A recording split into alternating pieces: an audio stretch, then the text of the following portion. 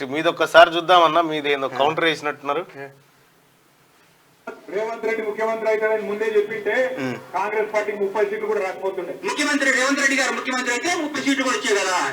మీరు ముఖ్యమంత్రి చేస్తాను భ్రమపడే 39 సీట్లు వచ్చి మమ్మల్ని భ్రమపడితే నిజంగా మీ నాన్నగారు మిమ్మల్ని అనౌన్స్ చేసి ఉంటే 3 సీట్లు కూడా వచ్చాయి. నువ్వు కూడా ఓడిపోయాడు కేటీఆర్. అయితే విషయం ఏంటంటే విషయం ఏంటంటే రేవంత్ రెడ్డి గారిని ముఖ్యమంత్రి అభ్యర్థిగా ప్రకటిస్తే 30 సీట్లు కూడా వచ్చేవి కావాలి. కేసీఆర్ ముఖ్యమంత్రి అభ్యర్థి అని ఎన్నికల్లో దిగినా కూడా ఓడిపోయారు కాయలు. అది ఓడిపోయి ఈయన ప్రకటిస్తే అది 3 కూడా వచ్చాయి కదా, అది బాధ. పాపం అంటే ప్రపంచంలో ఏదన్నా వారసత్వం రావటం అనేది అబద్ధం అని. ఒకప్పుడు రాజుల కాలం ఉండేది, రాజ్యవారి తర్వాత యువరాజు గారు వస్తారు. ఆ రోజులు పోయిన ప్రజాస్వామ్యంలో కానీ సినిమా ఇండస్ట్రీ ఒక సంగతి చెప్తాం మీకు, మీరు బాగా వినాలి. ఇది తెలుగు చలనచిత్ర పరిశ్రమ శాసించండు దాసనారాయణరావు గారు. ఆయన గాడ్, అసలు ఆయన కనపడితే కాళ్ళదని అర్ధరాత్రి పోయి గురుగారు అంటే ఏందిరా అని మనకి ఏ సమస్య ఉన్నా ఫోన్ చేయటం కానీ ఏ విధంగా అయినా సాయం చేసేది. ఆయన బతుకున్నంత కాలం సింహంలో బతికాడు. ఆయన కొడుకు ఫస్ట్ సినిమా తీస్తే మేము యాక్ట్ చేశాను. నేను అందులో, నేను నా మిత్రుడు వేడు మాధవ్ అందరం కలిసి యాక్ట్ చేసాం అందులో. అనేది రే అరుణ్ బాబుని సూపర్ స్టారింగ్ చేస్తారా, సూపర్ స్టారింగ్ చేస్తారా అనేది. మేమేమనుకునేది దాసనారాయణరావు గారు కొడుకు సూపర్ స్టార్ కాక ఇంకేమవుతాడు, ఈ అక్కినే నాగార్జున వెంకటేష్ వీళ్ళట్లా పవన్ కళ్యాణ్ ఇలాగా మన అవుతాడు అన్న భ్రమలో నాకు ఉండేది. అప్పుడు మనకు తెలియక, నేను 25 సంవత్సరాల ముందు చెప్తున్నాను. అదే ఒక ఆయన అచ్చంపేట నుంచి వచ్చి నాతో పాటు మా రూమ్లోనే ఉంటూ కలిసి తిరిగేవాడు. పేరు కూడా మొత్తం పేరుంటే తీసేసి దాన్ని వర్ధనని మార్చుకున్నాడు. ముందు కొద్దిగా కట్ చేసిండు, వెనక కొద్దిగా కట్ చేసిండు.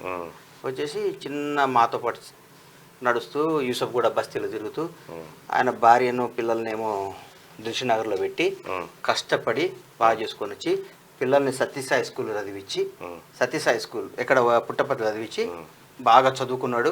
ఎప్పుడు ఒక ఇంగ్లీష్ బుక్ పెట్టుకొని ఏం కాదన్నా అదన్నా ఇదన్నా అంటుండేవాడు. కట్ చేస్తే హైదరాబాద్లో ఎట్లా బతుకుతావు అనుకున్నాడు పిల్లోడేమో, ఇవాళ విజయ్ దేవరకొండ అయింది సూపర్ స్టార్. దాసనారాయణరావు ఇండస్ట్రీని శాసించిన అబ్బాయి ఏమో రోడ్డు మీద తిరుగుతున్నాడు. మన భవిష్యత్తు నేను ఇది నా పిల్లోడు ఇది అవ్వాలి మనం అనుకుంటే దానంత పిచ్చితనం ఇంకోటి లేదని అన్న.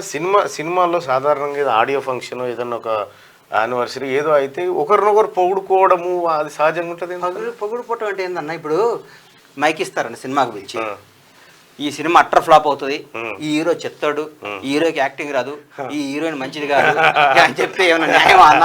ఆడేదో శుభమాని పెళ్లి చేసుకుంటుంటే పెళ్లి కూతురుంటేది అన్నట్టు మనకు న్యాయమా చెప్పు మళ్ళా? మనం ఎవరింటికైనా ఈ సినిమా సూపర్ హిట్ అవ్వాలి, ఇది చాలా మంచి కథ, ఈ హీరో అద్భుతంగా యాక్ట్ చేసిండు, ఇది మంచిది కాబట్టి అది చెప్పుకోవాలి మనం, అది ధర్మం అది. అంతేగాని పొగుడుకోక ఏం చేయాలండి? ఇప్పుడు కాదన్నా, ఎవరన్నా ఏ పార్టీ వాడన్నా ఏ పార్టీ అయినా చిన్న చిన్న పేర్లు ఎందుకులే, ఈసారి మేము అధికారంలో రాకపోతే అందరికి వెళ్తారా? అందరు వస్తారండి. ఎవరికైనా ఆశ అనేది ఇది. దానికి పొగట్టం అనేది సినిమాలో ఒక భాగం అని, పబ్లిసిటీ ఒక భాగం అనేది అది.